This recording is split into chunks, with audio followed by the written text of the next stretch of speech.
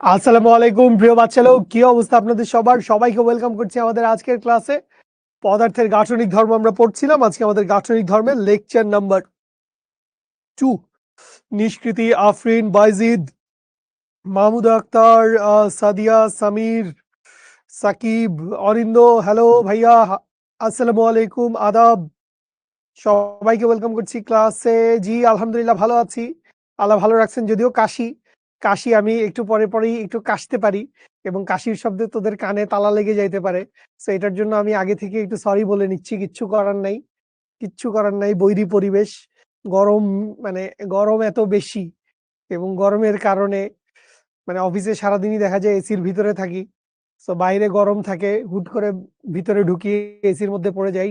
ঠান্ডা গরম মিলে একটা বিদিক অবস্থা হয়। আবার বের হয়ে বাসায় যাই, তখন আবার রাস্তায় গরম। সব মিলায় একটা একাকার অবস্থা। ঠিক আছে, আচ্ছা, ওকে। সবচাইতে অপছন্দের কমেন্ট আমার, সবচাইতে অপছন্দের কমেন্ট সেটা হচ্ছে কি, গত ক্লাসটা করি নাই, আজকের ক্লাসটা কি বুঝবো?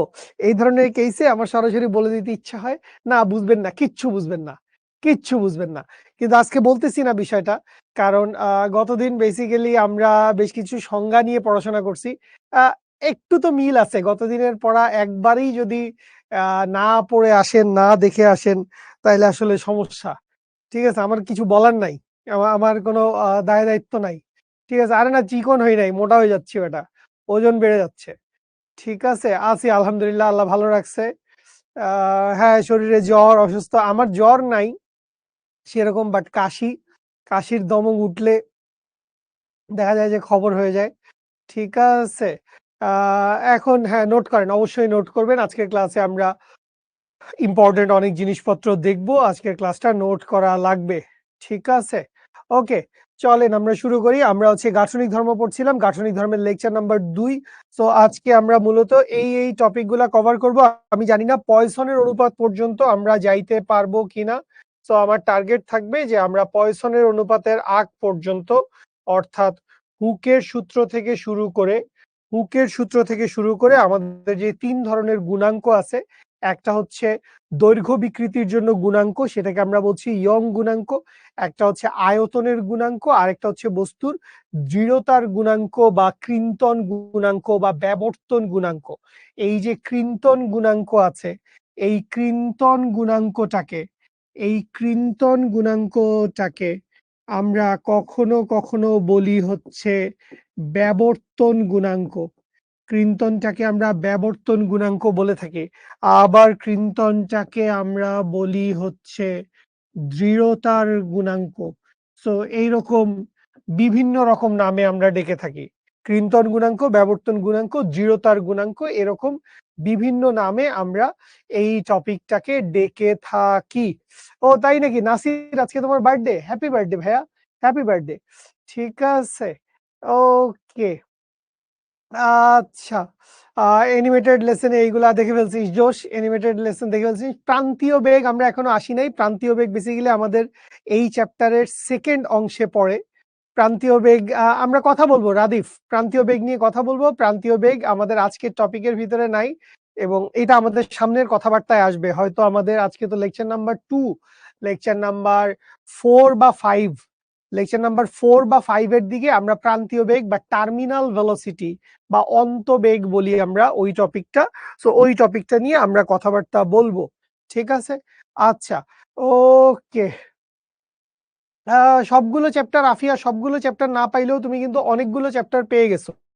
তোমার কিন্তু ফার্স্ট পেপারে বাকি আছে কি, শুধু পদার্থের গাঠনিক ধর্ম, এইটাই তো বোধহয় বাকি আছে। এইটার বাইরে তো আমার মনে হয় না ফার্স্ট পেপারের আর কোনো কিছু বাকি আছে। ফার্স্ট পেপারের আর কোনো কিছু কি বাকি আছে? আসরের নামাজের ব্রেক, আসরের নামাজ আমি আদায় করে ফেলছি।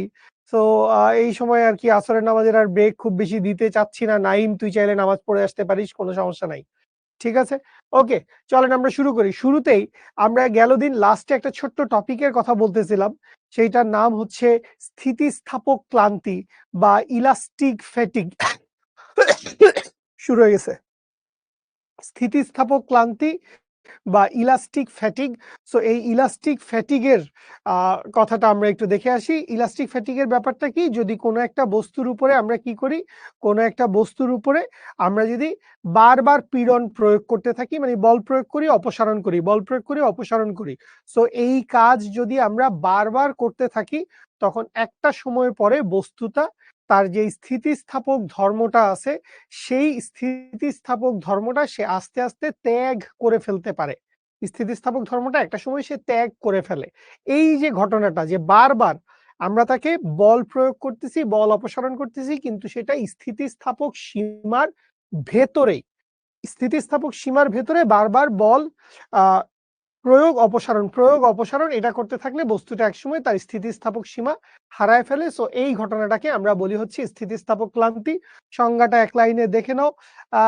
হ্যাঁ, নোট করার সুযোগ দিব, অবশ্যই নোট করার সুযোগ দিব। যাও, নামাজের ব্রেক দিচ্ছি, জলদি নামাজ পড়ে আসো, জলদি নামাজ পড়ে আসো। এতজন একসাথে বলতেছো, বাট নামাজ পড়ে আসেন, কোনো সমস্যা নাই। বাট কথা হচ্ছে যে আহ তাড়াতাড়ি চলে আইসেন, আমাদের ক্লাস মাত্র আমরা শুরু করছি। আমি সাউন্ড অফ করে দিচ্ছি।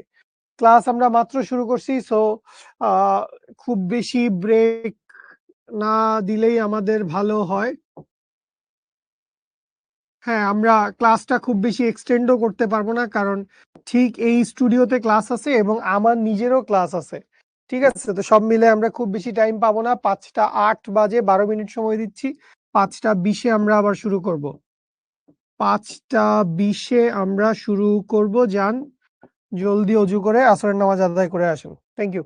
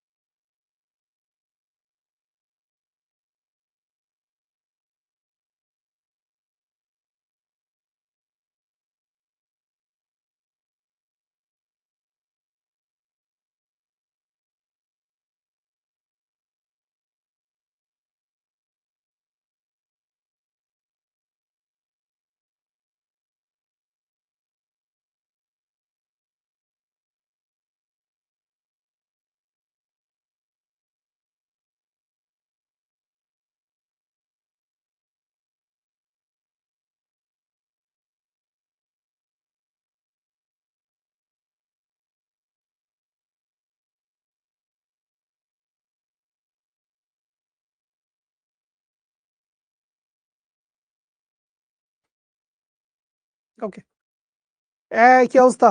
চলে আসছি মানে কি, আমি এখানেই বসা ছিলাম। আর এরকম ক্লাসের শুরুতে ব্রেক দেওয়া যাবে না। ব্রেক দিয়ে নিজেই একটা ব্যাড বাস খেয়ে গেছি। ঠিক আছে, যে আরে কি হইলো, ক্লাস শুরু করলাম মাত্র, এখনই ব্রেক? না, এটাই আমাদের প্রথম স্লাইড। এইটাই আমাদের প্রথম স্লাইড। আমরা স্থিতিস্থাপক ক্লান্তি নিয়ে একটু কথাবার্তা বলছিলাম। সো এরপরে চলেন আমরা বেসিক্যালি আজকে পড়তে চাই কি, আমরা পড়তে চাই হচ্ছে হুকের সূত্র। এবং হুকের সূত্রের পরে আমরা হচ্ছে তিন ধরনের গুণাঙ্ক আছে, একটা হচ্ছে ইয়ং এর গুণাঙ্ক, আয়তন গুণাঙ্ক, ক্রিন্তন গুণাঙ্ক। এই তিনটা গুণাঙ্ক নিয়ে আমরা কথাবার্তা বলবো। বেসিক্যালি আমরা আগের ক্লাসে সকল ধরনের পীড়ন আর বিকৃতিকে চিনে ফেলছিলাম। দৈর্ঘ্য পীড়ন, দৈর্ঘ্য বিকৃতি; আয়তন পীড়ন, আয়তন বিকৃতি; ক্রিন্তন পীড়ন, ক্রিন্তন বিকৃতি। এই সমস্ত জিনিসপত্র আমরা পড়ে ফেলছিলাম। সো আজকে আমরা জাস্ট এই অনুপাতগুলার যেই গুণাঙ্কটা, সেই গুণাঙ্কটা দেখব।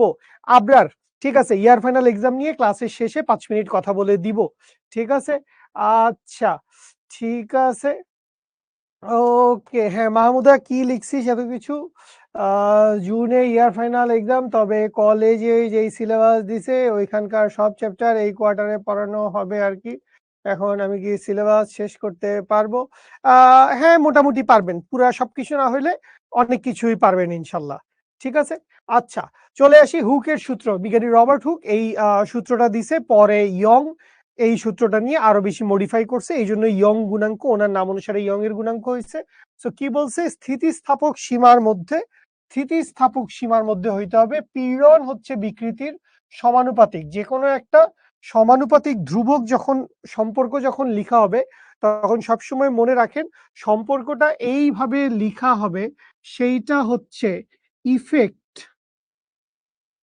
ইজ প্রপোর্শনাল হচ্ছে কজ। ইফেক্ট কি? ইফেক্ট হচ্ছে প্রপোর্শনাল টু কজ। মানে যেইটা হচ্ছে রেজাল্ট বা যেইটা হচ্ছে নির্ভরশীল চলক, বা এইটাকে আমি এইভাবেও বলতে পারি যে নির্ভরশীল চলক, নির্ভরশীল চলক সমানুপাতিক কি হচ্ছে? সমানুপাতিক হচ্ছে স্বাধীন চলক। নির্ভরশীল চলকটা হচ্ছে স্বাধীন চলকের সমানুপাতিক। তো এইখানে আমাদের একটু ছোট্ট আন্ডারস্ট্যান্ডিং যদি আমরা ক্লিয়ার রাখি, তাইলে আমাদের বুঝতে সুবিধা হবে। মানে এই যাবতীয় সকল কাহিনী কখন কেন ঘটছে? এই যাবতীয় সকল কাহিনী ঘটছে যখন বাইরে থেকে আমরা একটা এক্সটার্নাল ফোর্স চালাইছি, আমরা একটা বাহ্যিক বল প্রয়োগ করছি।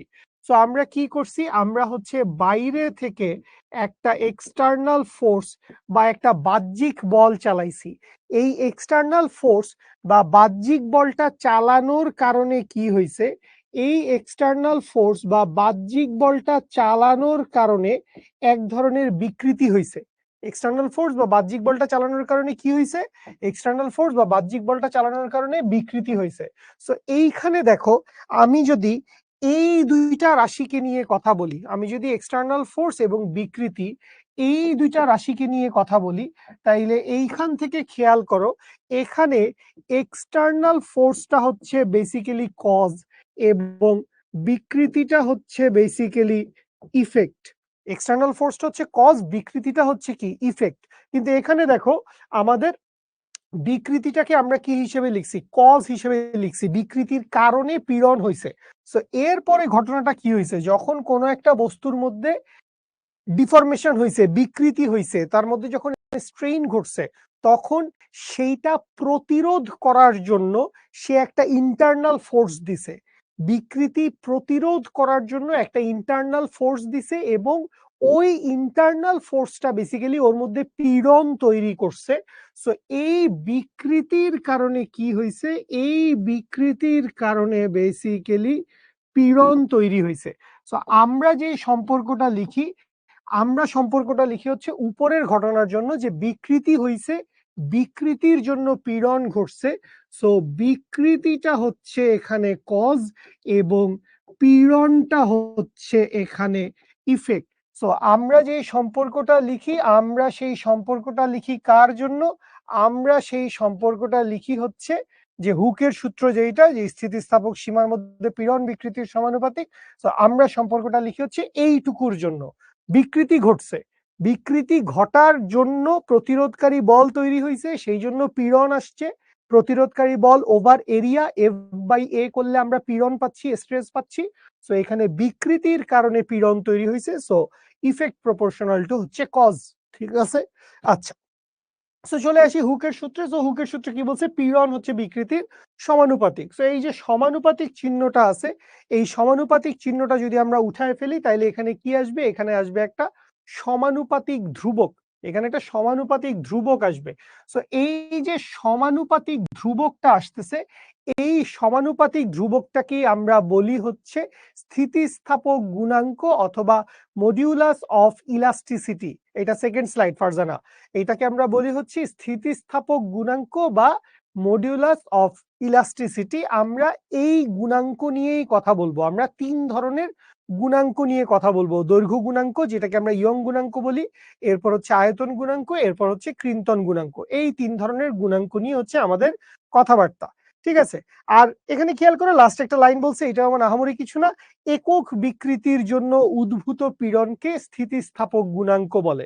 মানে বিকৃতি বিকৃতি দিয়ে ভাগ করে দিত পীড়নকে। তার মানে কি, একক বিকৃতির জন্য যেই পীড়নটা হয়েছে সেটাকে আমরা কি বলছি?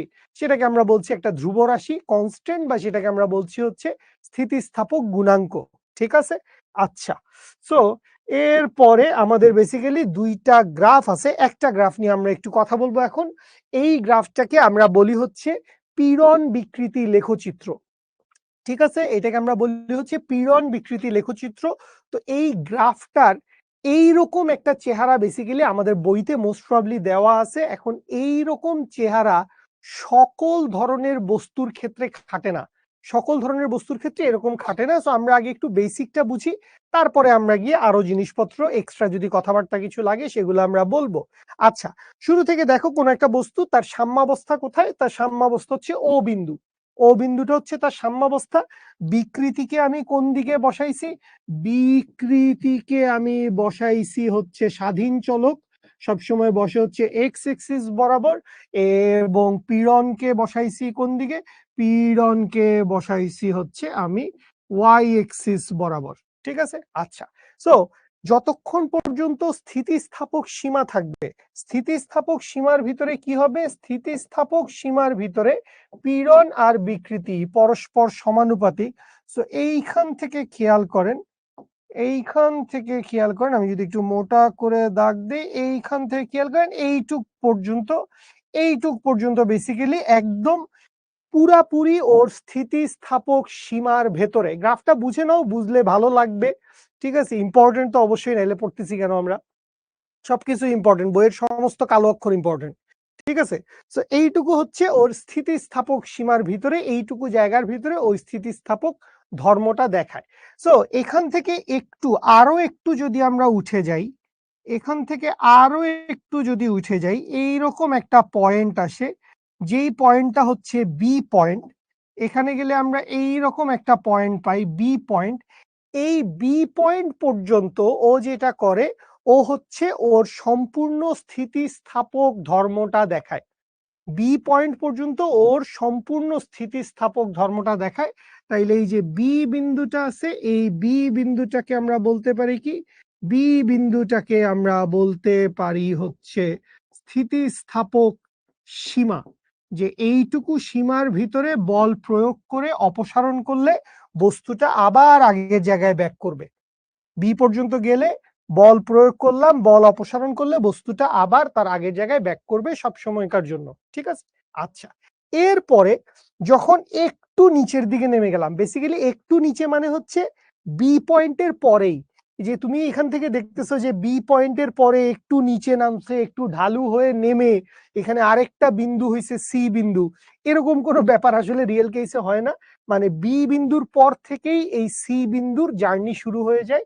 এই সি বিন্দুতে গেলে কি হয়? এই সি বিন্দুতে গেলে বস্তুটা কখনোই আর তার আগের অবস্থায়, তার যে সাম্যাবস্থা, সেই অবস্থায় বস্তুটা আর ফেরত আসে না। তুমি ধরো সি বিন্দু পর্যন্ত যদি বল প্রয়োগ করো, বল অপসারণ করলে বস্তুটা তখন এই রকম একটা জায়গায় এসে পৌঁছাইতে পারে। যে আমি বল প্রয়োগ করছি, বস্তু বিকৃত হয়েছে, বল অপসারণ করছি, বস্তুটা তার আগের জায়গায় ফেরত আসে নাই, বস্তুটা বিকৃত হয়েছে। তো খেয়াল করো লাইন দুইটা, এই দুইটা লাইনও কিন্তু পরস্পর সমান্তরাল হবে, লাইন দুইটা সমান্তরাল হবে, কিন্তু বস্তুটা তার আগের জায়গায় ফিরতে পারবে না, বস্তুটা তার আগের জায়গায় ফিরতে পারবে না। ঠিক আছে, আচ্ছা। তো এরপরে যতই সামনে আগাইতে থাকবো তার স্থিতিস্থাপক ধর্ম হ্রাস পাইতে থাকবে, স্থিতিস্থাপক ধর্ম হ্রাস পাইতে থাকবে এবং তার প্লাস্টিক ধর্মটা সেটা হচ্ছে প্রকাশ পাইতে থাকবে, বাড়তে থাকবে, বাড়তে থাকবে। তো এইরকম যে কোনো একটা পয়েন্ট ডি, একটা পয়েন্ট দেখতে পাচ্ছি। এই ডি পয়েন্টটা কি?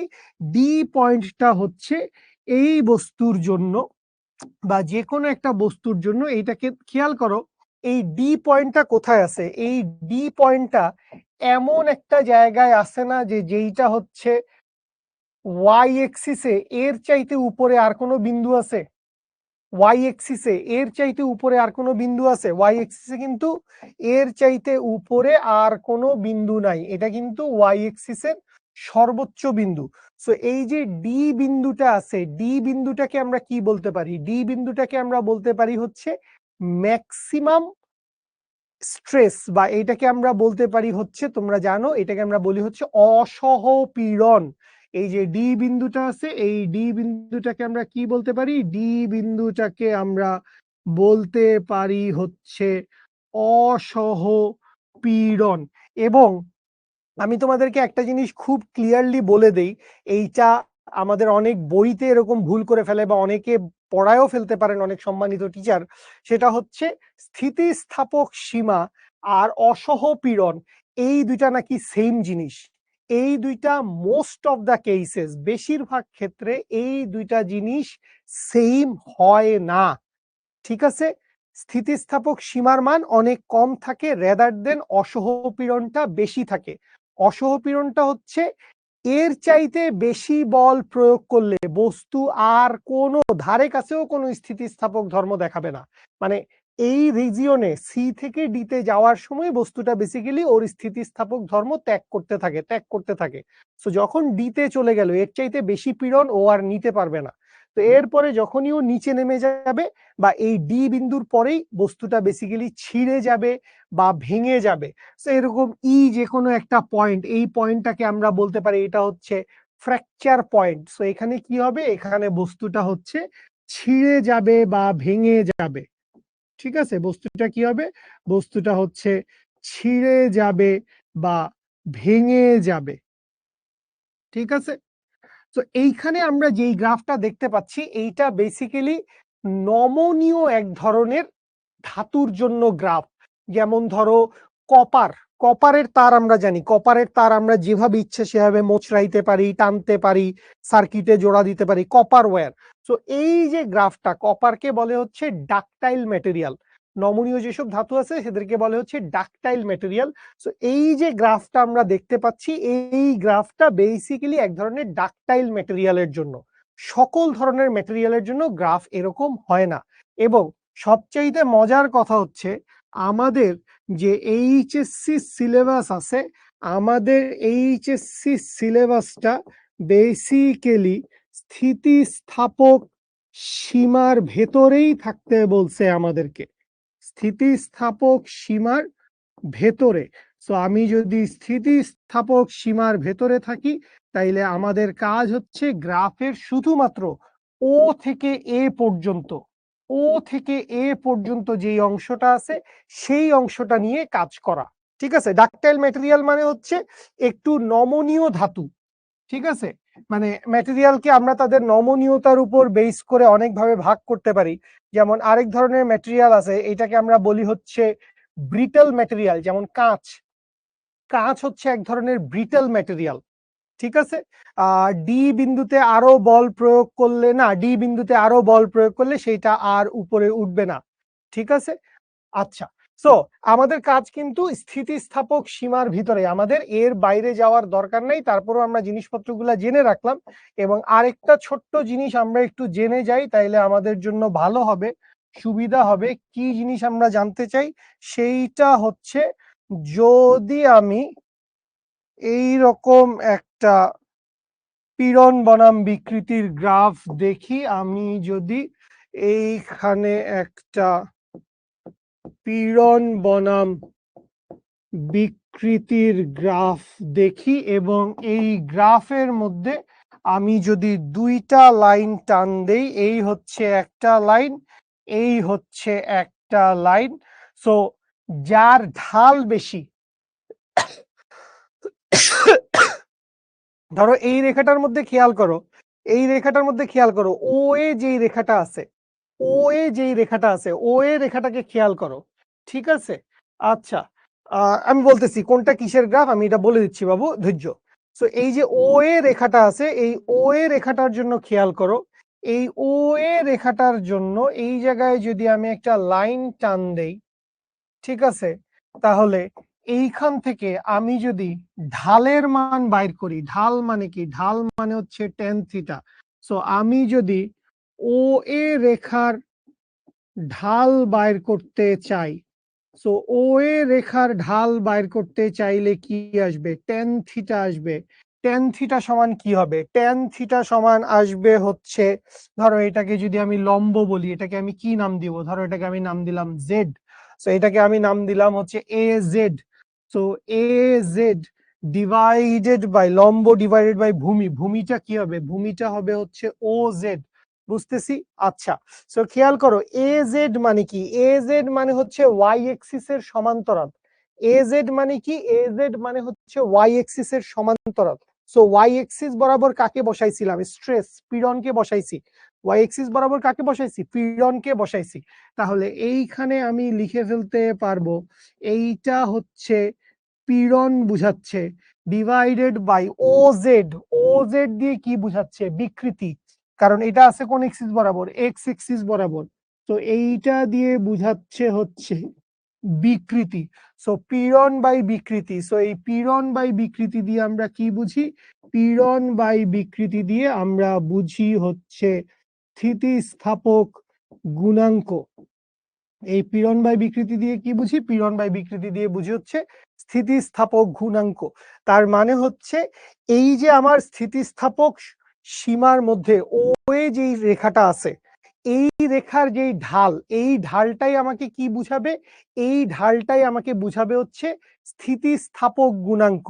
এবং যেই রেখার ঢাল যত বেশি খাড়া, যেই রেখার ঢাল যত বেশি খাড়া, সেই রেখাটা তত বেশি স্থিতিস্থাপক ধর্ম দেখাচ্ছে। অর্থাৎ এখানে আমি যদি এরকম দুইটা রেখা টান দেই, তাহলে উপরের যেই রেখাটা আছে বা এই যে রেখাটা আছে, এই রেখাটার স্থিতিস্থাপকতা বেশি। এই রেখাটার কি হবে, এই রেখাটার স্থিতিস্থাপকতা বেশি হবে। ঠিক আছে, কেন, কারণ ওর ঢালের মান বেশি, tan থিটার মান বড়, যার tan থিটার মান বড় তার হচ্ছে কি স্থিতিস্থাপক ধর্মটা বেশি। ও এ আর ও বি এর মধ্যে পার্থক্য কি, বেসিক্যালি ও এটা হচ্ছে, ও এ আর ওবির মধ্যে খুব বেশি পার্থক্য নাই, বেসিক্যালি ওবিটা হচ্ছে ওর স্থিতিস্থাপক সীমা। ও এ আর ওবি বেসিক্যালি একই লাইন, একই সরলরেখা, বাট আমরা যেটা বলি, আমরা যেটা বলি পীড়নের সমান্তরাল হলে তো অসীম। পীড়নের সমান্তরাল হলে অসীম কেন বাবা, মানে পীড়ন কি অসীম নাকি, পীড়ন কি অসীম নাকি বাবু, পীড়ন তো অসীম না, ঠিক আছে, পীড়ন তো অসীম না। এ বিন্দু পর্যন্ত হচ্ছে স্থিতিস্থাপক সীমার ভেতরে, সো ও এ পর্যন্ত আমরা ধরে নিচ্ছি যে এইটুকু সরলরেখার ভিতরে ও একদম পূর্ণ স্থিতিস্থাপক ধর্মটা দেখাচ্ছে। কিন্তু বি বিন্দু পর্যন্ত যদি বল প্রয়োগ করি, তাহলে বল অপসারণ করলে একটু পরে হইলেও ও আবার আগের জায়গায় ব্যাক করে। বি বিন্দু পর্যন্ত একটু পরে হইলেও ও আবার আগের জায়গায় ব্যাক করে, কিন্তু বি এর পরে গেলে ও আর আগের জায়গায় কখনোই ব্যাক করতে পারে না। ঠিক আছে, আচ্ছা, সো স্থিতিস্থাপকতা বেশি কি, যার ঢাল বেশি সে হচ্ছে স্থিতিস্থাপকতা বেশি। tan থিটা কি ঠিক আছে, হ্যাঁ tan থিটা ঠিক আছে। tan থিটা সমান আমরা কি জানি, tan থিটা সমান আমরা জানি লম্ব বাই ভূমি। tan থিটা সমান আমরা কি জানি, tan থিটা, এই যদি থিটা অ্যাঙ্গেল হয় তাহলে লম্বটা কি হবে, এ জেড, লম্বটা হবে হচ্ছে এ জেড, আর ভূমিটা কি হবে, ভূমিটা হবে হচ্ছে ও জেড। বুঝতে পারছি আব্দুল? ওকে, সো গ্রাফটা আমরা জেনে রাখি, গ্রাফের মধ্যে বিভিন্ন পয়েন্ট আছে, এই পয়েন্টগুলো জেনে রাখি। বাট আমাদের কি দরকার? আমাদের দরকার হচ্ছে স্থিতিস্থাপক সীমার মধ্যে। আপনি বলছেন এই গ্রাফ সব বস্তুর জন্য না, তাহলে এই গ্রাফটা মূলত কোন ধরনের বস্তুর জন্য? আসেন আমরা নতুন কয়েকটা গ্রাফ দেখি, যে গ্রাফগুলো আমাদের বইতে নাই, এগুলা তোলা লাগবে না। 90 ডিগ্রি হওয়া পসিবল না, মানে এরকম খাড়া হওয়া পসিবল না, যে খাড়া সরাসরি উঠে গেল, ওইটা হওয়া পসিবল না। তার মানে ওর আসলে স্থিতিস্থাপকতা অনেক বেশি, অনেক বেশি। 90 ডিগ্রি হওয়া পসিবল না, সর্বোচ্চ মানে যেইটা হওয়া পসিবল এইরকম উঠে যাইতে পারে, বাট একদম 90 ডিগ্রি খাড়া হওয়া পসিবল না। ঠিক আছে, ওয়াই এক্সিস বরাবর পীড়ন হওয়া সম্ভব কি? ওয়াই এক্সিস বরাবরই তো পীড়ন দিছি আমরা, পীড়ন দিছি। তোর কথা বুঝি নাই সুমা, কি জিজ্ঞেস করছিস? ঠিক আছে, সো সর্বোচ্চ পীড়ন হইলে এরকম হওয়া পসিবল। আসেন আমরা আরো কয়েকটা গ্রাফ দেখি, ওই গ্রাফগুলো তোলার দরকার নেই, আমাদের বইতে নাই। সো এখানে আমরা বিভিন্ন ধরনের ম্যাটেরিয়ালের জন্য দেখতেছি। একদম শুরুতে যেটা আপনি দেখতে পাচ্ছেন, এইটাকে আমরা বলছি হচ্ছে ব্রিটাল ম্যাটেরিয়াল। সচরাচর এগুলো হচ্ছে একটু ভঙ্গুর, শক্ত এবং ভঙ্গুর ধরনের পদার্থ হয়, যেমন হচ্ছে কাঁচ। ঠিক আছে, কাঁচের জন্য বিষয়টা হচ্ছে এরকম, যে কাঁচকে আপনি বল প্রয়োগ করতে থাকবেন, ও সর্বোচ্চ পরিমাণ রেজিস্ট করবে, রেজিস্ট করতে করতে করতে করতে ও সর্বোচ্চ রেজিস্ট করবে। এরপরে গিয়ে ও টুস করে ভেঙে যাবে। এইটুকে যাওয়ার পরেও কি করবে? তুমি জিজ্ঞেস করতে পারো যে উঠলো, এইটুক উঠলো, তারপরে কি করবে? তারপরেও ভেঙে যাবে। ঠিক আছে, কাঁচকে আপনি বল প্রয়োগ করেন না, বল প্রয়োগ করতে থাকলে ও সর্বোচ্চ যদ্দূর পারবে ও এটাকে রেজিস্ট করবে, ও এটা প্রতিরোধকারী বল দিবে, কিন্তু যখনই ছেড়ে দিব তখনই হচ্ছে ও এটাকে কি করবে? ভেঙে দিবে। ঠিক আছে, আচ্ছা, এরপরের যে গ্রাফটা দেখতে পাচ্ছি, সেকেন্ড যে গ্রাফটা দেখতে পাচ্ছি, এই গ্রাফটা হচ্ছে strong material. Which is not ductile. Ductile মানে কি? ডাকটাইল মানে হচ্ছে নমনীয়, সো এই যে গ্রাফটা, এই গ্রাফটা কার জন্য? এই গ্রাফটা হচ্ছে ধরো তামা বা লোহা, যেই ম্যাটেরিয়াল গুলা কি অনেক বেশি নমনীয় না, কিন্তু এরা ধাতু, সো ওই ধরনের ম্যাটেরিয়ালের জন্য গ্রাফ হচ্ছে এরকম। আচ্ছা, আমরা যেই গ্রাফটা দেখছি সেই গ্রাফটা হচ্ছে এইটা, ডাকটাইল ম্যাটেরিয়াল বলতে আমরা কি বুঝি? ডাকটাইল ম্যাটেরিয়াল বলতে আমরা বুঝি হচ্ছে বেসিক্যালি নমনীয় কোনো ধাতুর কথা বলা হচ্ছে। ঠিক আছে, নমনীয় কোনো ম্যাটেরিয়াল, ধাতু হইলে ভালো হয়। ঠিক আছে, তো এখানে কি হইতে পারে? এখানে উদাহরণ হইতে পারে হচ্ছে কপার। কপার হচ্ছে এক ধরনের ডাকটাইল ম্যাটেরিয়াল। ঠিক আছে, আচ্ছা, আর একদম নিচের দিকে দেখেন, এটা হচ্ছে প্লাস্টিক ম্যাটেরিয়াল। প্লাস্টিকের আসলে ওইরকম কোনো রেজিস্টিভ ক্ষমতা নাই। প্লাস্টিককে না, এইসব গ্রাফ আঁকার দরকার নাই, জাস্ট চোখে দেখে রাখেন। এই প্লাস্টিককে আমরা চাইলে যতটা ইচ্ছা বাঁকাইতে পারি, যা খুশি তাই করতে পারি, দুমড়াইতে মুচড়াইতে পারি, একটা সময় পরে গিয়ে প্লাস্টিকটাও ছিঁড়ে যাবে বা ভেঙে যাবে। সো আলটিমেটলি লক্ষ্য উদ্দেশ্য কি? বা যদি আমি কন্টিনিউয়াসলি স্ট্রেস দিতে থাকি, যদি বল প্রয়োগ করতে থাকি, সো বল প্রয়োগ করতে করতে একটা সময় পরে গিয়ে যে কোনো বস্তুই ভেঙে যাবে, ছিঁড়ে যাবে, অর্থাৎ তার ফ্র্যাকচার হয়ে যাবে। ঠিক আছে, এইটা হচ্ছে সবার জন্য সেম। ঠিক আছে, কাচের ক্ষেত্রে স্থিতিস্থাপক সীমা অসহপীড়ন 1, হ্যাঁ আমরা এটা বলতে পারি। ঠিক আছে, ব্রিটাল ম্যাটেরিয়ালের ক্ষেত্রে এটা আমরা বলতে পারি। ঠিক আছে, আচ্ছা, এই গ্রাফ পরীক্ষার জন্য একেবারেই গুরুত্বপূর্ণ না। আসেন পরীক্ষার জন্য যেগুলো গুরুত্বপূর্ণ, আসেন আমরা এবার একটু সেই সব জিনিসপত্র দেখি। ঠিক আছে, আচ্ছা, এখানে এইটা কি হলো? কি আসছে এখানে? একটা অঙ্ক দেখতে পাচ্ছি, আচমকা একটা অঙ্ক চলে আসছে। চলেন অঙ্কের কোয়েশ্চেনটা আমরা একটু পড়ি। অঙ্কের কোয়েশ্চেনে কি বলছে? যদি সাধারণ শিলার স্থিতিস্থাপক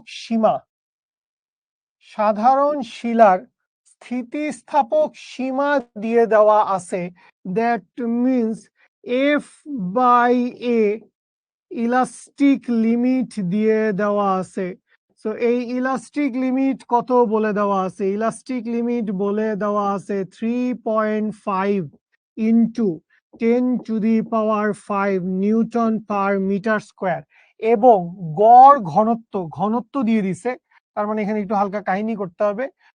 গড় ঘনত্ব কত দিয়ে দিছে? গড় ঘনত্ব দিয়ে দিছে হচ্ছে 3.2 into 10 cube KG per metre cube. আচ্ছা, তবে পৃথিবী পৃষ্ঠে কোন পর্বতের সর্বোচ্চ উচ্চতা কত? পর্বতের সর্বোচ্চ উচ্চতা বাইর করতে বলছে। তো আমরা আসেন একটু ঘটনাটা বুঝি। ঘটনাটা কি? ঘটনাটা হচ্ছে এই রকম, সাপোজ যে আমি ধরে নিলাম আমরা কি আঁকতেছি, আমরা আমাদের তাজিংডং কে আঁকতেছি। এই মনে করেন আমাদের তাজিংডং পাহাড়, ঠিক আছে? তো এই যে তাজিংডং পাহাড়টা আছে, এই তাজিংডং পাহাড়ের উচ্চতা কত? সাপোজ এই তাজিংডং পাহাড়ের উচ্চতা হচ্ছে এইচ। এই তাজিংডং পাহাড়ের উচ্চতা কত? তাজিংডং পাহাড়ের উচ্চতা হচ্ছে এইচ। আচ্ছা, তো এখন আমি চিন্তা করলাম যে এখানে নিচের একটা স্তর আছে, একদম নিচে এই পাহাড়ের পাদদেশে বা পর্বতের পাদদেশে একদম নিচের একটা স্তর আছে। স্তরটা আমরা একটা ডিফারেন্ট কালিতে আঁকি, তাইলে দেখতে সুবিধা হবে। মানে একদম নিচের স্তর। তো একদম নিচের এই স্তরে ঘটনাটা কি হচ্ছে? একদম নিচের এই স্তরে উপরের যতগুলা স্তর আছে, উপরের যতগুলা স্তর আছে, এরা সবাই কি করতেছে? এরা সবাই বল প্রয়োগ করতেছে না? চাপ দিচ্ছে না? উপরের যতগুলা স্তর আছে সবগুলা স্তর কি করতেছে? সবগুলা স্তর এই স্তরটার উপর কি করতেছে? চাপ প্রয়োগ করতেছে, বল দিচ্ছে। সো নিচের লেয়ারটার উপরে অনেক বেশি প্রেসার পড়তেছে। নিচের লেয়ারটার উপরে কি হচ্ছে? অনেক বেশি প্রেসার পড়তেছে। তো আমাদেরকে কি বাইর করতে বলছে? আমাদেরকে বাইর করতে বলছে হচ্ছে পাহাড়টার বা পর্বতটার সর্বোচ্চ উচ্চতা কত। সো যেহেতু তোমাকে এইখানে ইলাস্টিক লিমিট, সরি, যেহেতু তোমাকে এখানে ইলাস্টিক লিমিট দিয়ে দিছে, তার মানে সর্বোচ্চ কদ্দুর বল প্রয়োগ করতে পারবো সেইটা আমাদেরকে বলে দিছে। সর্বোচ্চ কদ্দুর বল প্রয়োগ করতে পারবো সেইটা আমাদেরকে বলে দিছে। এখন আমি যদি এইখান থেকে এইটা জানি যে একদম পুরা পাহাড়টা, যেহেতু তোমাকে আবার কি দিয়ে দিছে? গড় ঘনত্ব, গড় ঘনত্বের মান দিয়ে দিছে, তার মানে এই পুরা পাহাড়ের লেয়ারে লেয়ারে এভারেজ ডেনসিটিটা কত সেটা দিয়ে দিছে। তাইলে এখন আমি যদি এইটা বলতে পারি যে এই পুরা পাহাড়টা প্রতি লেয়ারের জন্য নিচের যেই লেয়ারটা আছে সেই নিচের লেয়ারে সে একটা চাপ প্রয়োগ করতেছে এবং সেই চাপের মান হচ্ছে এইচ রো জি। তাইলে দেখো তো আমার জন্য জিনিসটা অনেক বেশি সহজ হয়ে যায় না? যে পাহাড়টার প্রতিটা লেয়ার এই নিচের লেয়ারটার উপর কি করতেছে? চাপ প্রয়োগ করতেছে। তো সেই চাপের মান কত? চাপের মান হচ্ছে এইচ রো জি। তাহলে আমাদেরকে যেহেতু ইলাস্টিক লিমিট দিয়ে দেওয়া আছে, তাইলে F by A of elastic limit, স্থিতিস্থাপক সীমা। এখন বল বাই ক্ষেত্রফল, এফ বাই এ, বল বাই ক্ষেত্রফল মানে আমরা কি লিখতে পারি? চাপ লিখতে পারি। বল বাই ক্ষেত্রফল মানে কি লেখা যায়? চাপ।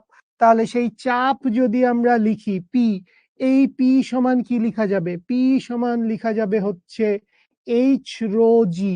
বা এইখান থেকে আমি এইচ এর মান, যেহেতু এটা ইলাস্টিক লিমিট, যেহেতু এটা ইলাস্টিক লিমিট সর্বোচ্চ বল, তাহলে এখানে এইচটা কি? এইচটা হচ্ছে সর্বোচ্চ গভীরতা বা সর্বোচ্চ উচ্চতা, যাই বলি না কেন সর্বোচ্চ উচ্চতাই বলি, গভীরতা তো আসলে মাটির নিচে গেলে গভীরতা বলি। তো এইটা হচ্ছে সর্বোচ্চ উচ্চতা। তাহলে এখান থেকে আমরা হচ্ছে এইচ এর ভ্যালু বাইর করতে চাই, বা এইচ সমান সমান কি হবে? এইচ সমান সমান হবে হচ্ছে F by A of elastic limit divided by হচ্ছে rho into G. That means এইখান থেকে আমরা লিখে ফেলতে পারবো। ক্যালকুলেশন করে ফেলেন, মানটা বসায় দিয়ে ক্যালকুলেশনটা করে ফেলেন দেখি।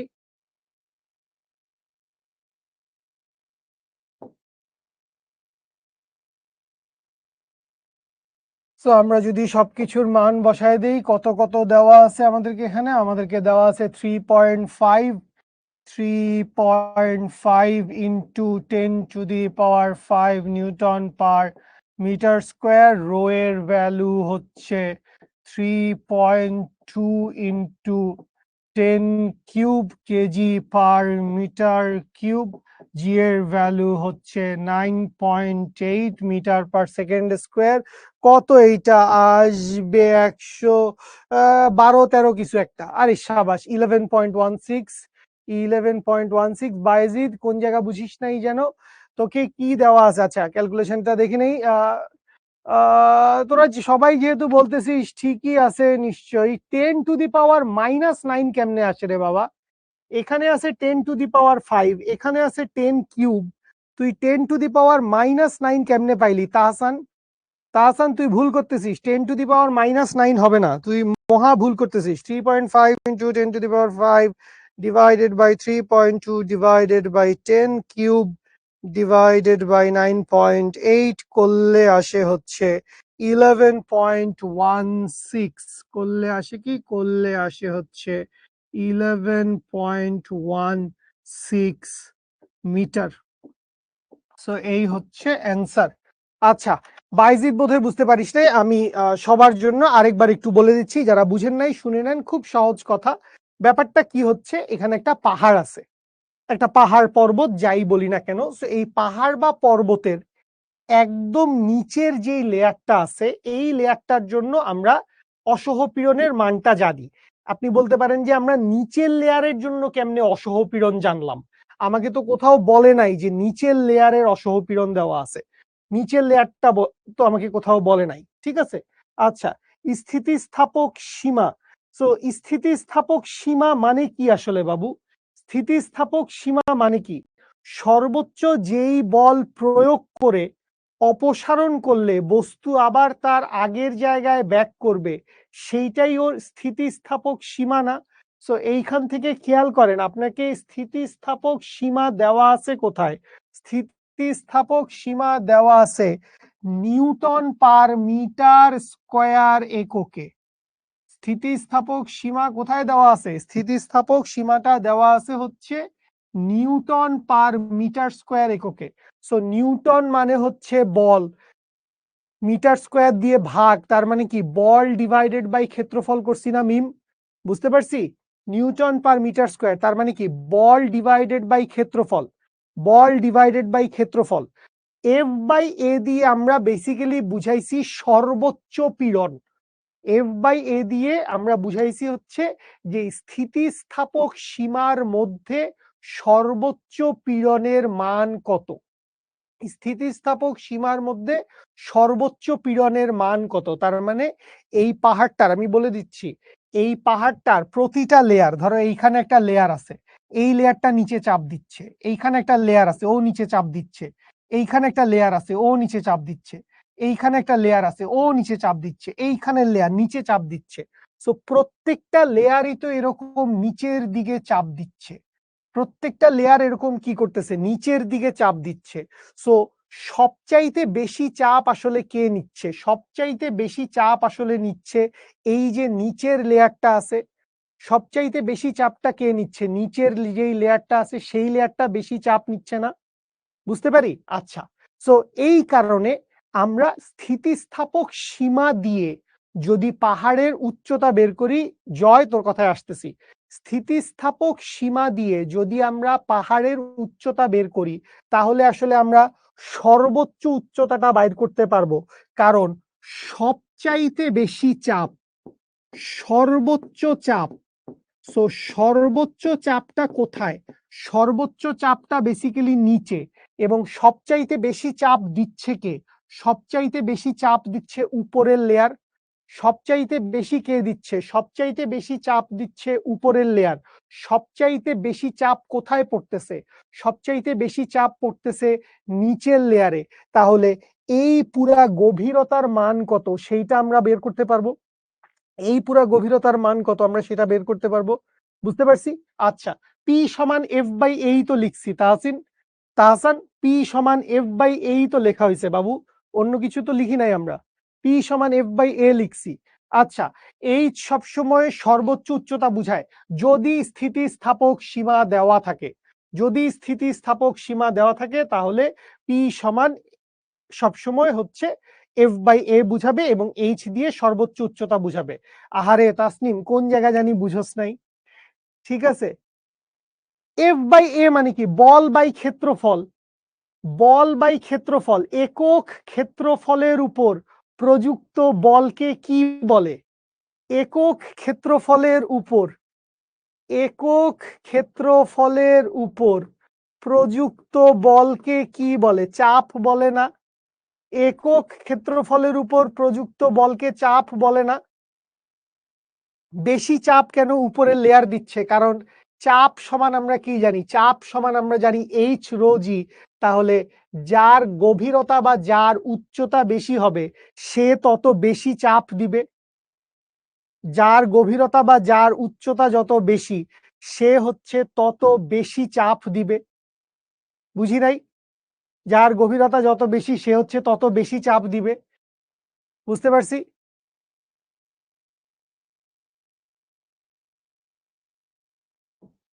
এইচ আবার এফ বাই এ এটা উপরে যায় কিভাবে? এইচ এফ বাই এ তো উপরে যায় না, বেসিক্যালি উপর থেকে চাপ প্রদান করে। প্রতিটা লেয়ার বেসিক্যালি উপর থেকে চাপ প্রদান করে। তো এই যে প্রতিটা লেয়ার চাপ প্রদান করতেছে, প্রতিটা লেয়ার যে চাপ প্রদান করতেছে, চাপটা পড়তেছে কোথায়? চাপটা পড়তেছে হচ্ছে এই নিচের লেয়ারটার উপর। চাপটা পড়তেছে হচ্ছে নিচের লেয়ারটার উপর। সো এই নিচের লেয়ারটা কি সবচাইতে বেশি চাপ গ্রহণ করতেছে না? নিচের লেয়ারটা সবচাইতে বেশি চাপ গ্রহণ করতেছে। ঠিক আছে? ফুল ক্লিয়ার না? ওকে, ঠিক আছে, ঠিক আছে, ওকে। আমরা সামনে আগাই। ছোট ম্যাথ, সহজ ম্যাথ, এখানে এমন আহামরি কোনো কিছু বলে নাই। না তাহসান, আমরা এই বেসিক্যালি এখানেও আমাকে শিলার গড় ঘনত্ব দিয়ে দেওয়া আছে এবং আমরা চাপের মানটা এইচ রো দিয়েই বাইর করতে পারি। ঠিক আছে, চাপের মান এইচ রো দিয়ে বাইর করতে পারি। তুই যেটা বলছিস সেটাও ঠিক আছে। ইএল মানে হচ্ছে ইলাস্টিক লিমিট, স্থিতিস্থাপক সীমা। ইএল মানে হচ্ছে ইলাস্টিক লিমিট, তার মানে হচ্ছে স্থিতিস্থাপক সীমা।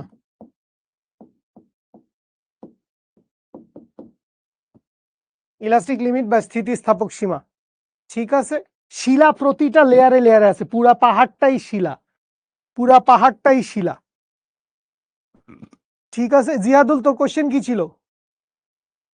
জিয়াদুল তোর কোশ্চেন কি ছিল? না, ইন্টিগ্রেশন করে বের করা উচিত ছিল না, কারণ আমাকে এখানে গড় ঘনত্ব দিয়ে দেওয়া আছে।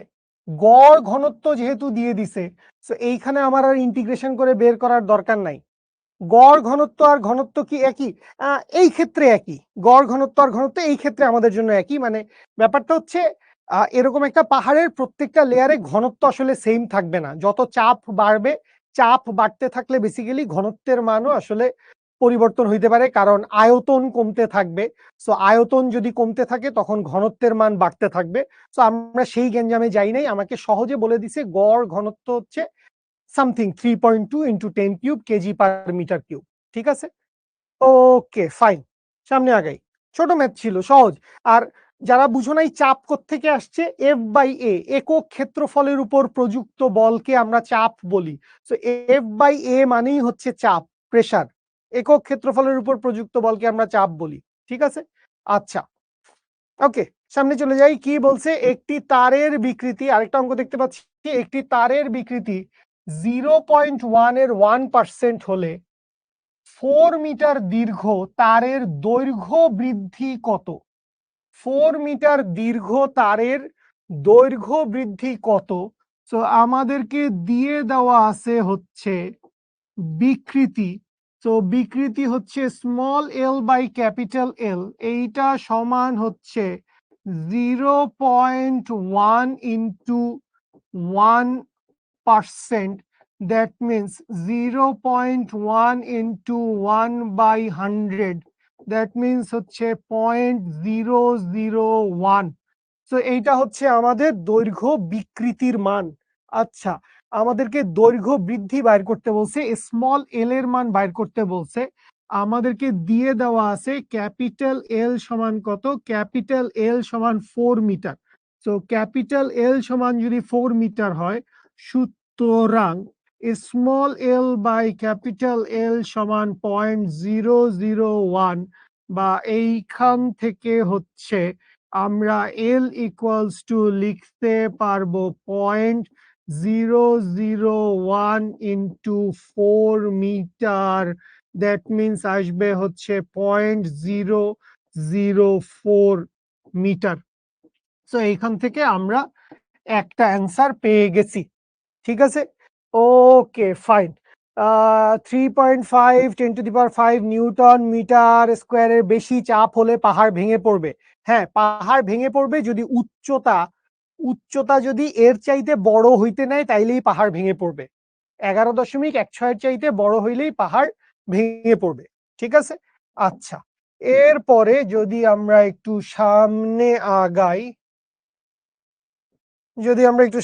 এরপরে আমাদের কিছু কথাবার্তা বলছে। কি বলছে? যদি প্রস্থচ্ছেদের ক্ষেত্রফল দিয়ে দিছে, এর ভ্যালু কত? এর ভ্যালু হচ্ছে 1 মিলিমিটার স্কয়ার, দ্যাট মিনস হচ্ছে 10⁻⁻6 মিটার স্কয়ার।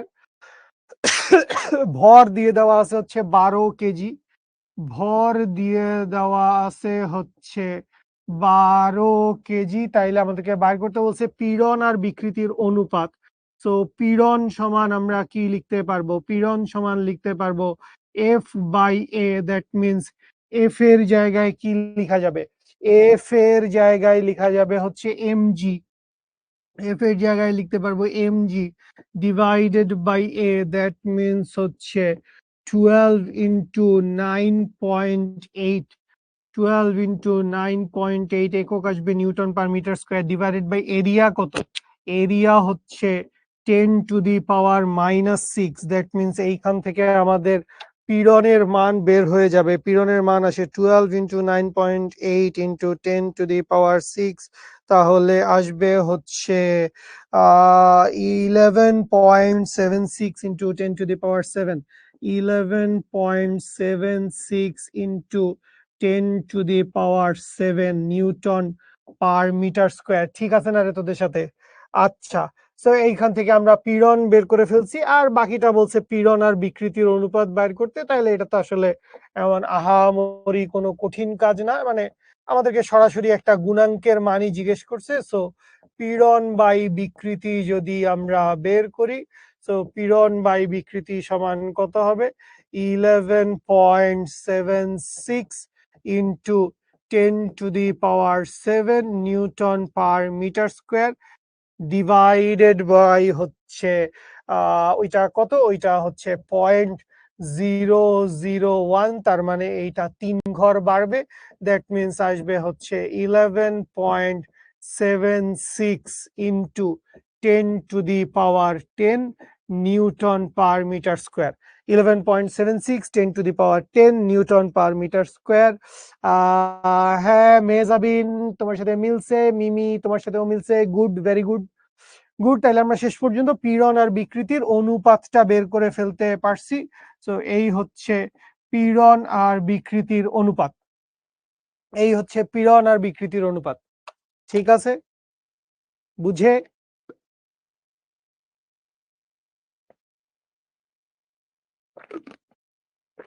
বেসিক্যালি এই যে অনুপাতটা বের করছি,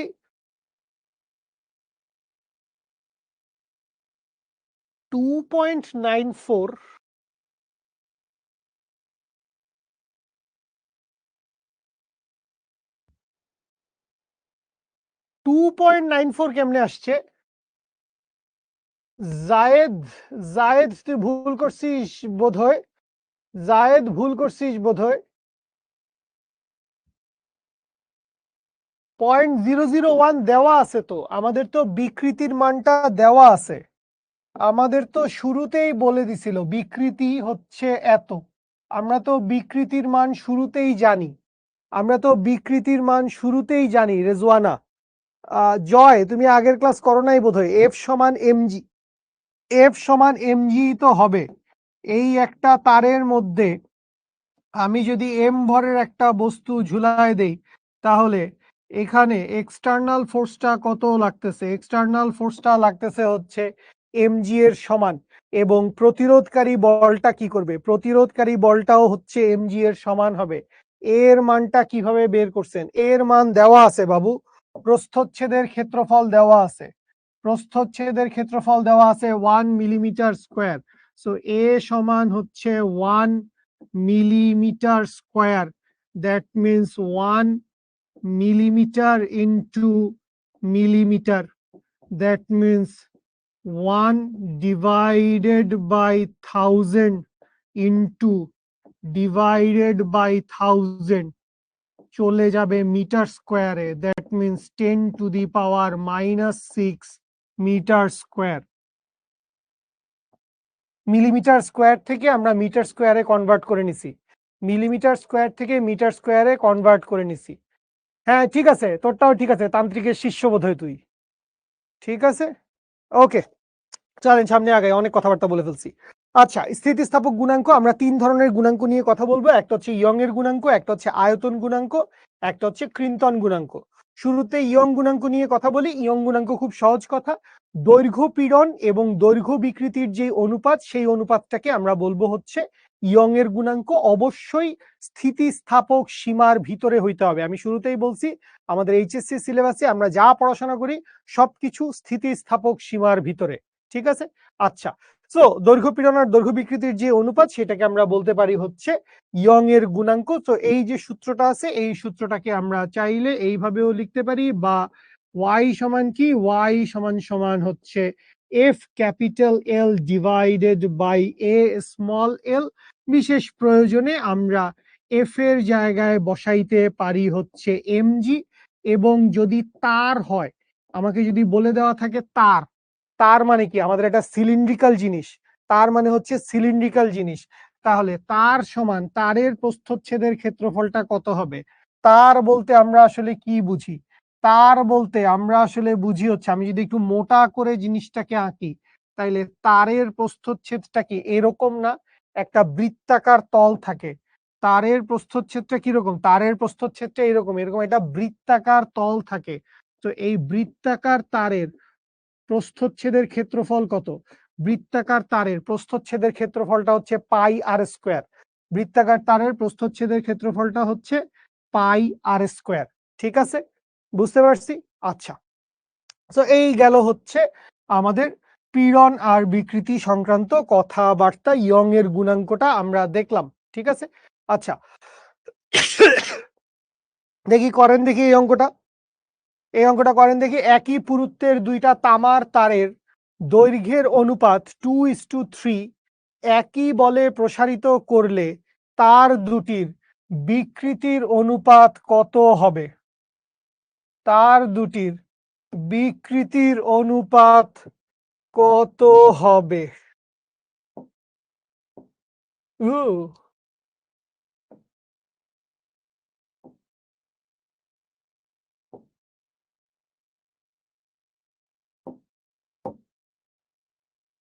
1 মিনিট সময় দিলাম, করেন।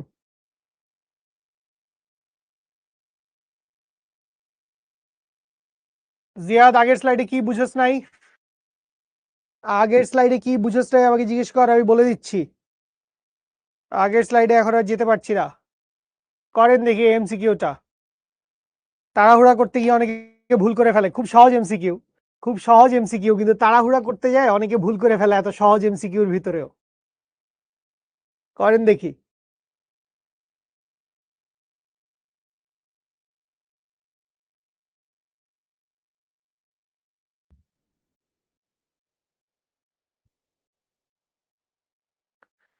চমৎকার, ফিয়ারলেস ফাইটার, ভুল উত্তর দিয়েছো, কংগ্রাচুলেশনস। জয় ভুল উত্তর, পার্থ ভুল উত্তর, অভি ভুল উত্তর, আরিশা ভুল উত্তর, ফারজানা ভুল উত্তর, অভি ভুল উত্তর, সামিয়া। কি বাইর করতে বলছে সেটা খেয়াল করছো তোমরা? কি বাইর করতে বলছে সেইটা খেয়াল করছো? আমি এখন পর্যন্ত কারো কাছ থেকে প্রথম রাশেদ, রাশেদ যদি বুঝে অ্যান্সার করে থাকিস, Rashed Khan, very good, very good Rashed. রাশেদের কাছ থেকে একমাত্র কারেক্ট অ্যান্সার পাইছি। তোমাকে দেখো দুইটা তারের বিকৃতির অনুপাত বাইর করতে বলছে। কি বাইর করতে বলছে? তোমাকে দুইটা তারের বিকৃতির অনুপাত বাইর করতে বলছে।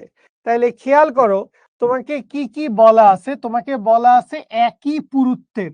সো যেহেতু তোমাকে বলছে যে একই পুরুত্ব, তোমাকে বলছে কি, তোমাকে বলছে হচ্ছে একই পুরুত্ব, তার মানে দুই তারের প্রস্থচ্ছেদের ক্ষেত্রফল সমান। যেহেতু পুরুত্ব সেম, তাই দুই তারের প্রস্থচ্ছেদের ক্ষেত্রফল সমান। দুইটি তামার তার, যেহেতু দুইটি তামার তার, দুইটাই যেহেতু তামার তার, তাহলে দুইটা তামার তারের জন্য ইয়াং গুণাঙ্কের মান কি হবে? ইয়াং গুণাঙ্কের মান সেম হবে। দুইটা তারের ইয়ং গুণাঙ্কের মান কি হবে? দুইটা তারের ইয়ং গুণাঙ্কের মান সেম হবে। আচ্ছা, তো এখানে তোমার কাছে মনে হইতে পারে যে হ্যাঁ, দৈর্ঘ্যের অনুপাতটা ভিন্ন, L1 আর L2 এর অনুপাতটা ভিন্ন। হ্যাঁ ঠিক আছে, L1 আর L2 এর অনুপাতটা ভিন্ন। বেসিক্যালি এটা তোমার কোনো কাজে ওইভাবে লাগবে না যদি তুমি অঙ্কটা বুঝে থাকো। তোমাকে আবার এইটা বলছে একই বলে প্রসারিত করলে। সো একই বল, আমি কি করছি, আমি হচ্ছে একই বল দিয়ে প্রসারিত করছি। তাইলে F1 সমান কি? F1 সমান হচ্ছে F2। তাহলে খেয়াল করো আমরা কতগুলা ডেটা জানি। একই পুরুত্ব, A1 সমান A2, দুইটাই তামার তার, Y1 সমান Y2, একই বল দিয়ে টানছি, F1 সমান F2। এখন এতগুলা ডেটা জানার পর আমাকে বেসিক্যালি কি বাইর করতে বলছে? আমাকে বাইর করতে বলছে হচ্ছে তার দুইটার বিকৃতির অনুপাত কত।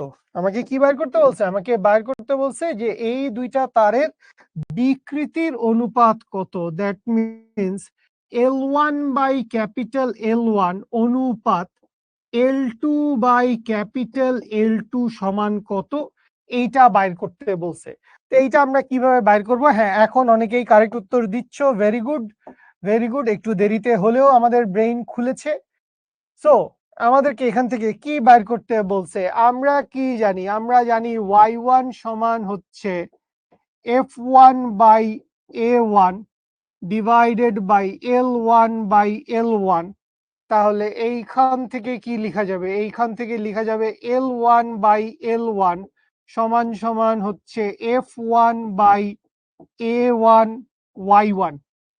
লিখতে পারছি? ওকে, ইমতিয়াজ নাহিন এখনো কনফিডেন্টলি ভুল উত্তর দিয়ে যাচ্ছিস।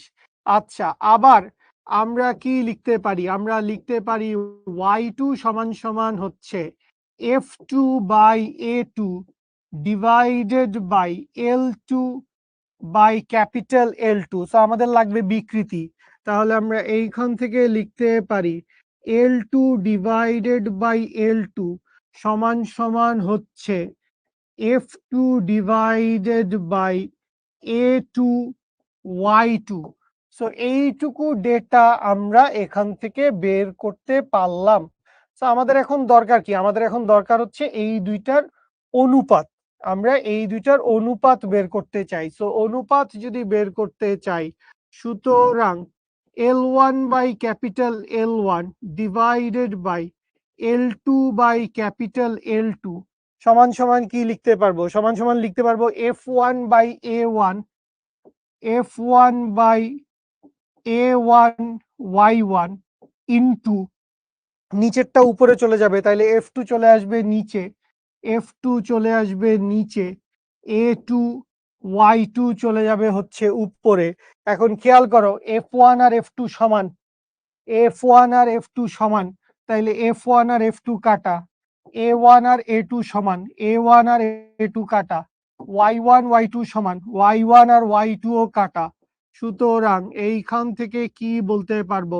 L1 বাই ক্যাপিটাল L1 অনুপাত L2 বাই ক্যাপিটাল L2 সমান সমান হচ্ছে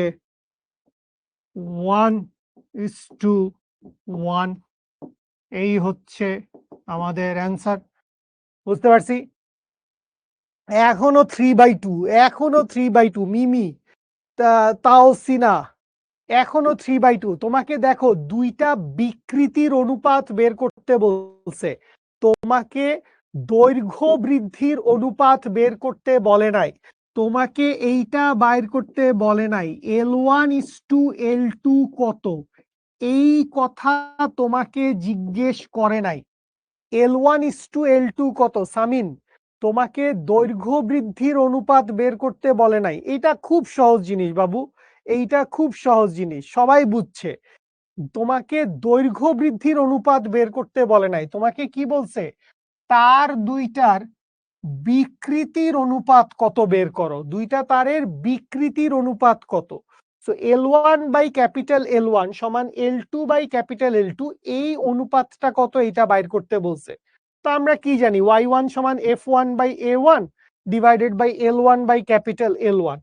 তো এখান থেকে L1/L1 টা আলাদা করলাম, তাহলে f1 উপরে a1 y1 নিচে, y2 সমান কি f2/a2 L2/L2, তাহলে L2/L2 টা ওই সাইডে নিয়ে গেলাম, তাহলে f2 divided by a2 y2। So বাইর তো করতে বলছে দুইটা বিকৃতির অনুপাত, দৈর্ঘ্য আলাদা, দৈর্ঘ্য বৃদ্ধি আলাদা হবে। তুমি যেটা হিসাব করতেছো 3/2, দৈর্ঘ্য বৃদ্ধি আলাদা হবে। তোমাকে দৈর্ঘ্য বৃদ্ধি বাইর করতে বলে নাই, তোমারে বিকৃতির অনুপাত বের করতে বলছে। তো তুমি জানো একই পুরুত্ব, তাহলে ক্ষেত্রফল সমান, দুইটা তারই তামার তার, তাইলে ইয়ং গুণাঙ্ক সমান, একই বল দিয়ে টানছো তাইলে বল দুইটাও সমান। তো সবকিছু তো সমান, কাটাকাটি করে দিছি, থাকে কি 1:1, তার মানে দুইটা বিকৃতির অনুপাত হচ্ছে 1:1। বুঝছি, ওকে আসি কোয়েশ্চেনটা পড়ি, কোয়েশ্চেনটা পড়ি, ভালো ম্যাথ, ভালো ম্যাথ, মজার ম্যাথ। কোয়েশ্চেনটা পড়ি, কি বলছে, 6 মিটার দীর্ঘ এবং 2 মিলিমিটার স্কোয়ার প্রস্থচ্ছেদের ক্ষেত্রফল বিশিষ্ট একটি তারের সাহায্যে 10 কেজি বস্তু ঝুলানো হয়। তাইলে মানে এই কোয়েশ্চেনটা শুরুতে পড়লে অনেকে একটু মিসলিড হইতে পারো, অনেকে ভুল করে ফেলতে পারো, অনেকে যেইটা ধারণা করে ফেলতে পারো, যেটা ধারণা করে ফেলতে পারো সেটা হচ্ছে হয়তোবা আমাকে ক্যাপিটাল এলটা বোধহয় দেওয়া আছে, ক্যাপিটাল এল আদি দৈর্ঘ্য। কেউ যদি এইখানে মনে করো যে আদি দৈর্ঘ্য হচ্ছে 6 মিটার, তাইলে ভুল করতেছি আমরা, আদি দৈর্ঘ্য এখানে 6 মিটার না, ঠিক আছে।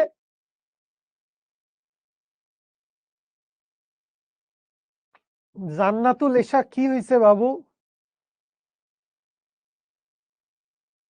জান্নাতুল,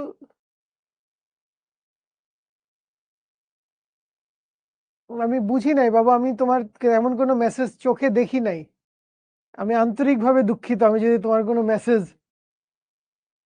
ও মেসেঞ্জারে মেসেজ দিতে যাই এখানে ভয়ই পাইছিলাম।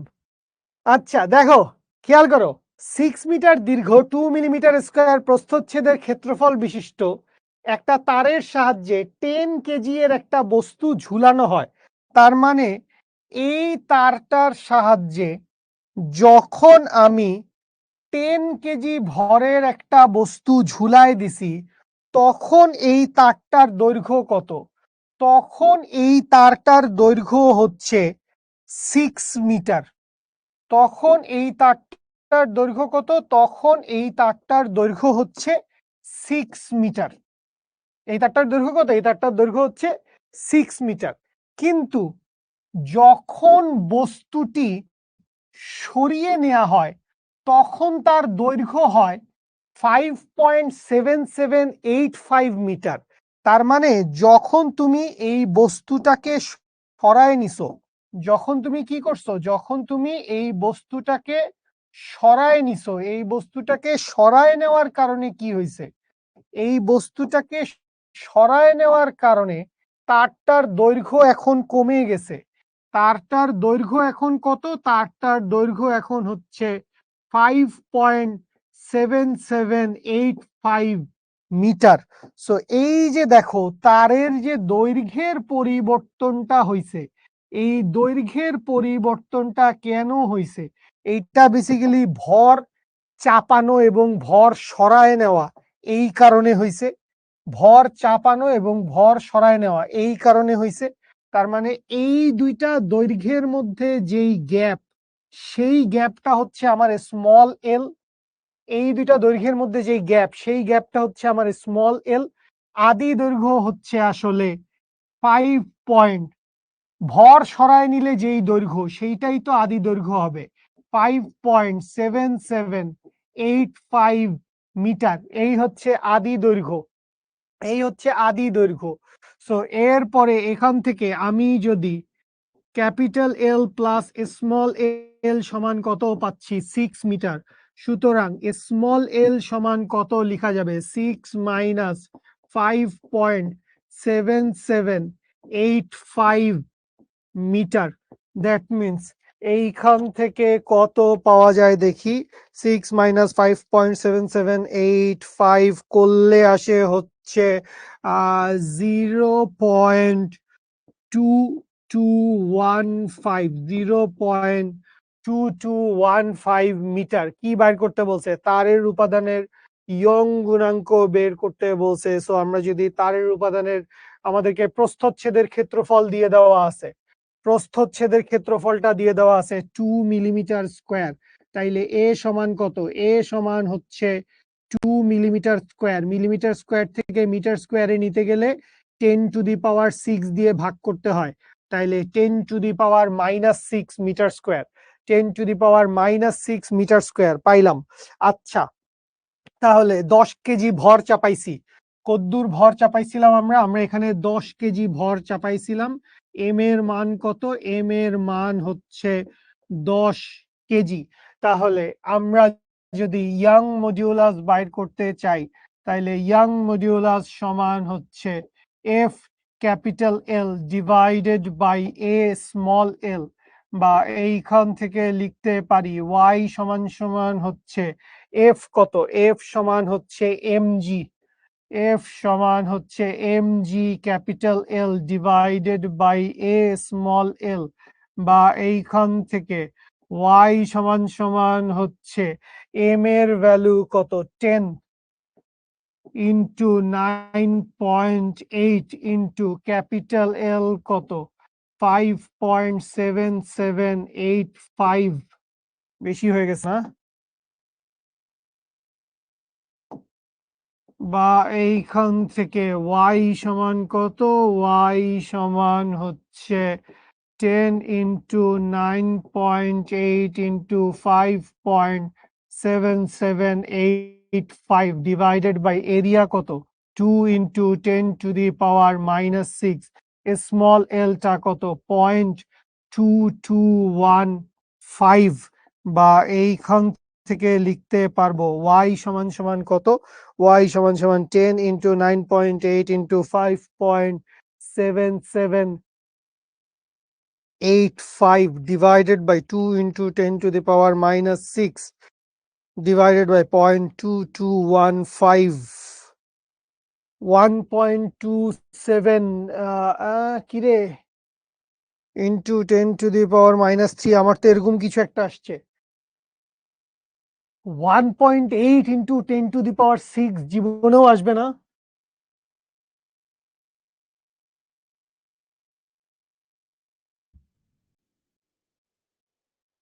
আসতেও পারে, বলা যায় না, দাঁড়া দেখি ঠিক লিখছি কিনা। আমি ক্যালকুলেশন মিলে না কেন আমার,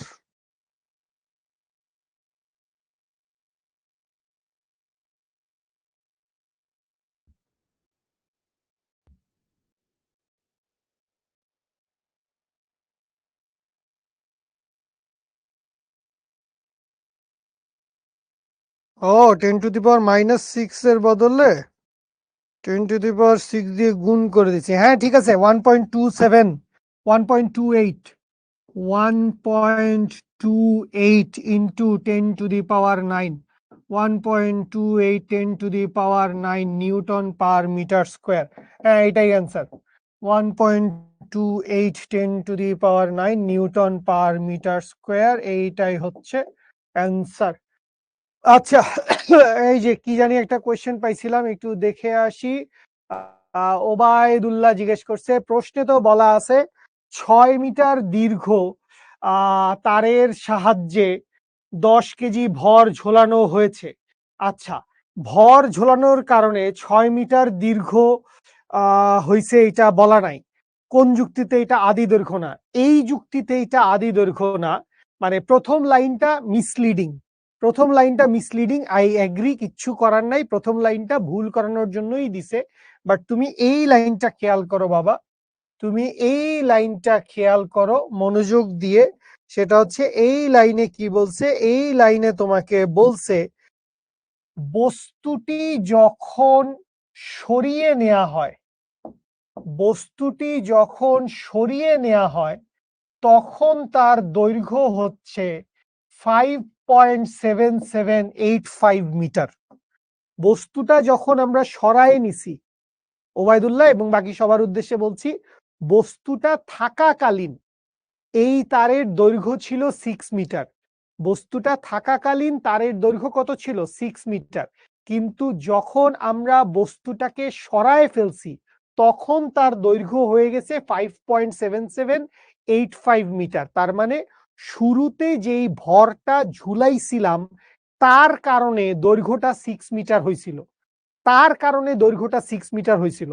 তুমি যদি সরাসরি এই লাইনটা না পাইতা যে বস্তুটি সরিয়ে নেওয়া হলে তারের দৈর্ঘ্য এত হয়, এই লাইনটা না দিলে যা দেওয়া আছে তাই করে দিতাম আমরা, কিন্তু এই লাইনটা দেওয়ার কারণেই আমরা বুঝতে পারছি যে এই দৈর্ঘ্যটা বেসিক্যালি ওর আদি দৈর্ঘ্য না। ঠিক আছে ওবায়দুল্লাহ, এই লাইনটা হচ্ছে মেইন কারণ, এই লাইনটা হচ্ছে ওর মেইন কারণ। ঠিক আছে, ওকে, আর আগাবো না আমরা, এই অঙ্কটা হোমওয়ার্ক দিচ্ছি, সলভ করবেন, সলভ করে গ্রুপে দিবেন, ভালো ম্যাথ, মজার ম্যাথ।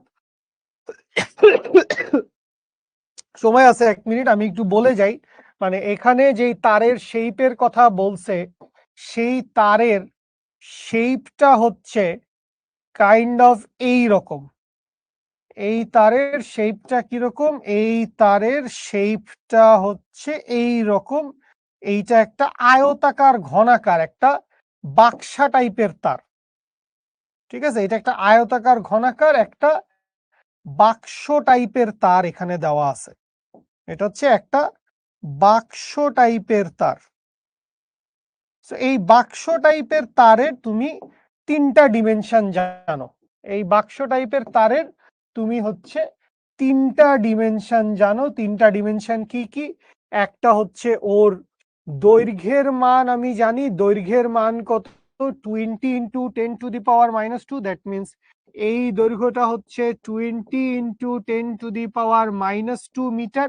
আর বাকি দুইটাই বেসিক্যালি সেম কথা বলছে, 1 ইন্টু 10⁻² আর 10⁻², দুইটাই আসলে সেম কথা বলছে। সো এই দৈর্ঘ্যটা কত, এই দৈর্ঘ্যটাও হচ্ছে 10⁻² মিটার, আবার এই দৈর্ঘ্যটাও বলছে 10⁻² মিটার। সো আমি যদি এই ক্ষেত্রফলটাকে, আমি যদি এই ক্ষেত্রফলটাকে একটু আলাদা করে নিয়ে আসি, তার মানে এই ক্ষেত্রফলটা হচ্ছে এইরকম একটা ক্ষেত্রফল যার একটা বাহুর দৈর্ঘ্য কত, একটা বাহুর দৈর্ঘ্য হচ্ছে 10⁻² মিটার, আরেকটা বাহুর দৈর্ঘ্য হচ্ছে 10⁻² মিটার, এবং ফোর্স চালাইছি আমরা কোন বরাবর, ফোর্স চালাইছি আমরা এই বরাবর।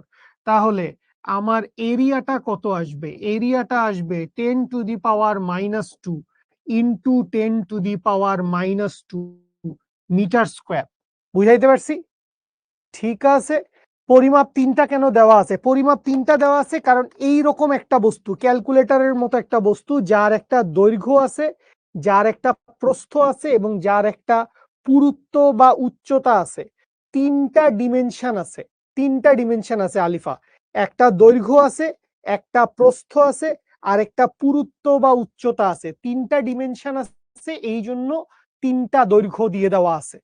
ঠিক আছে, পরিমাপ 3টা দেওয়া আছে। জয়শ্রী, আজকে তোর মনোযোগ নাই, তোর আজকে মনোযোগ নাই, এই জন্য তোর অ্যান্সার মিলতেছে না, বা তুই ক্যালকুলেশনে কোনো জায়গায় ছোট মোটো ভুল করছিস, এই কারণে মিলতেছে না। ঠিক আছে, ওকে।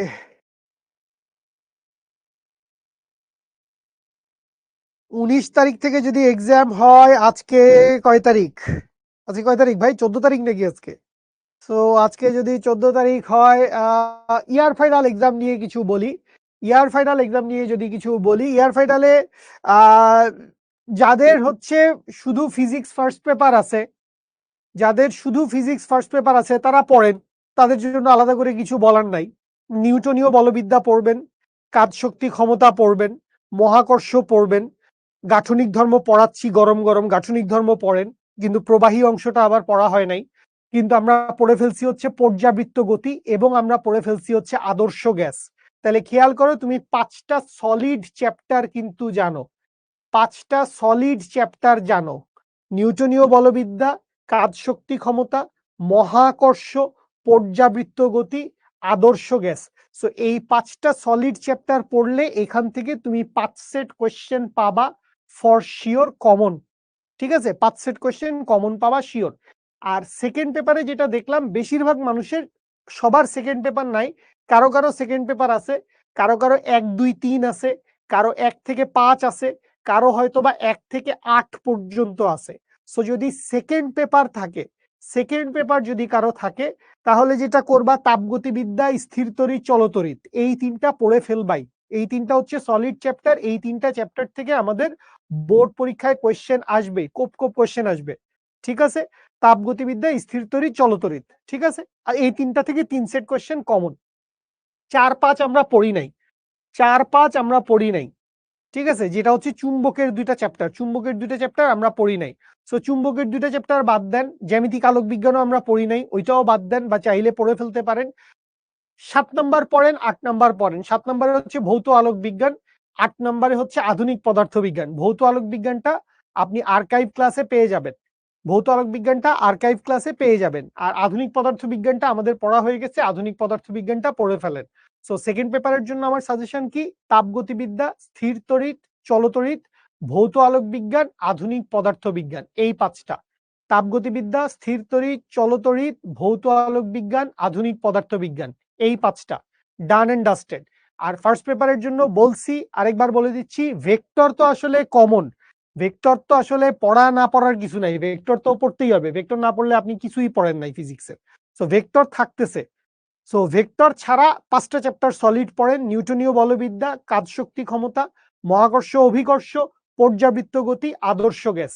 ঠিক আছে, আচ্ছা, লাইভ ক্লাস করবেন কিনা এইটা এন্টায়ারলি আপনার উপর ডিপেন্ড করে। যদি আপনার ইয়ার ফাইনালের সিলেবাসের সাথে লাইভ ক্লাসের টপিক মিলে যায়, হ্যাঁ তাইলে করবেন। ইয়ার ফাইনালের সিলেবাসের সাথে যদি লাইভ ক্লাসের টপিক মিলে যায়, তাইলে আপনি করেন, ভেরি গুড, কোনো সমস্যা নাই। অনেকটাই পড়বেন, অনেকটাই আগায় থাকবেন। হ্যাঁ, তরঙ্গ আছে, ওয়েভ, তরঙ্গ তো পড়ে ফেলছেন, ভুলে গেছিলাম আমি তরঙ্গের কথা। শর্ট সিলেবাস মাথায় ঘুরতেছে তো অনেকদিন ধরে। হ্যাঁ, গতিবিদ্যা পড়েন, গতিবিদ্যা পড়েন। আমি বারবার খালি শর্ট সিলেবাসে চলে যাচ্ছি, আই এম সরি। গতিবিদ্যা পড়ে ফেলছি আমরা, আমরা তরঙ্গ পড়ে ফেলছি। সো গতিবিদ্যা তরঙ্গ বাদ কেন দিব? গতিবিদ্যা পড়েন, তরঙ্গ পড়েন। ঠিক আছে, আচ্ছা, আসছে লাইভ ক্লাস চলাকালীন সময় টেনে দেখার সুবিধা থাকলে। ঠিক আছে, আচ্ছা, ঠিক আছে, দেখা যাক। আমরা এই ফ্যাসিলিটি এখনো দিতে পারি নাই। ওকে, ঠিক আছে, আল্লাহ হাফেজ বাচ্চা লোক, love you, thank you so much. আমার ক্লাস আছে, দেরি হয়ে যাচ্ছে। আসসালামু আলাইকুম, রাখলাম আজকের মতো, নেক্সট ক্লাসে দেখা হবে, বাই বাই।